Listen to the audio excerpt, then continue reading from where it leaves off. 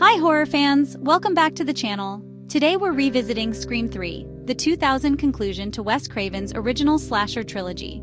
This movie had some big shoes to fill, so let's break down the plot, the performances, and its legacy in the world of horror.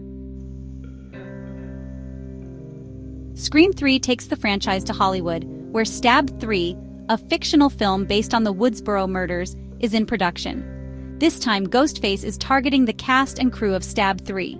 Sidney, who's been living in seclusion, is reluctantly pulled back into the chaos, alongside series regulars Gale Weathers and Dewey Riley. This time, the stakes are personal, as the killer is determined to unearth secrets about Sidney's past. Scream 3 pokes fun at sequels, studio politics, and the absurdity of actors playing real-life victims. The humor is dialed up this time, leaning more into the comedy thriller category than outright horror. The core trio of Neve Campbell, Courtney Cox, and David Arquette continues to anchor the Scream franchise. Neve Campbell once again shines as Sidney Prescott, who has grown more reserved and introspective after surviving 2 waves of Ghostface attacks. She's now in self-imposed isolation, and her scenes exploring her trauma and inner strength are some of the most emotional in the film. Courtney Cox as Gale Weathers brings her usual sharp wit, but with a twist. Her career has hit a plateau since her earlier success. Gale is no longer the ruthless reporter we first met. She's slightly more grounded, though her sharp tongue and ambitious spirit remain intact. Her dynamic with Parker Posey's Jennifer Jolie, who hilariously plays Gale in Stab 3, provides some of the movie's best comedic moments. David Arquette's Dewey Riley continues to be the franchise's lovable, bumbling heart. Now working as a consultant on the Stab 3 set, Dewey is trying to move forward but still holds a torch for Gale. Their on-again, off-again romance adds emotional depth, with their awkward yet heartfelt moments providing much-needed levity amidst the chaos. This movie also marks a turning point for their relationship, as they start addressing their lingering feelings head-on. Scream 3 delivers a treasure trove of cameos and Easter eggs. Horror fans will spot Carrie Fisher as a Hollywood archivist, cracking jokes about how she didn't land Star Wars. Jay and Silent Bob make an appearance on the Stab 3 set, tying the movie into Kevin Smith's cinematic universe. Released in 2000, Scream 3 reflects the turn of the millennium film culture and the social climate of the time.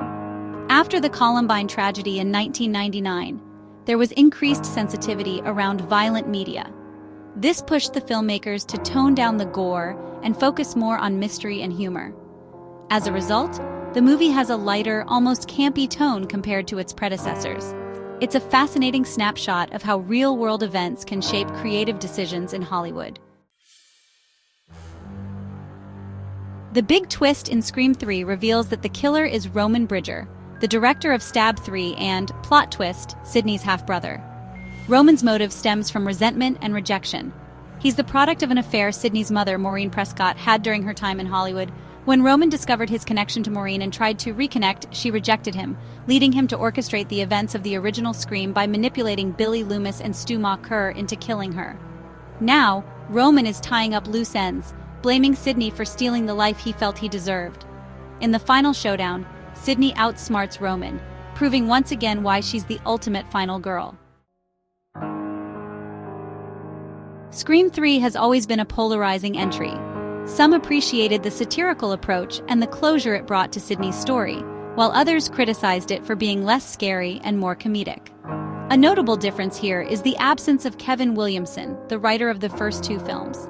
Aaron Kruger stepped in, and his style is noticeably different, leaning more into Hollywood satire than the sharp deconstruction of horror tropes that fans were used to. While it's often seen as the weakest of the original trilogy, Scream 3 still holds a unique place in the franchise. It provided a sense of closure for Sidney and wrapped up many of the storylines from the first 2 films.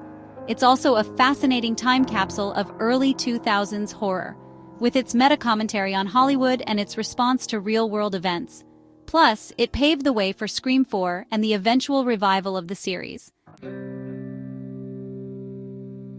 At the end of the day, Scream 3 is a mixed bag. It's not as sharp or scary as its predecessors, but it's still a fun ride for fans of the series.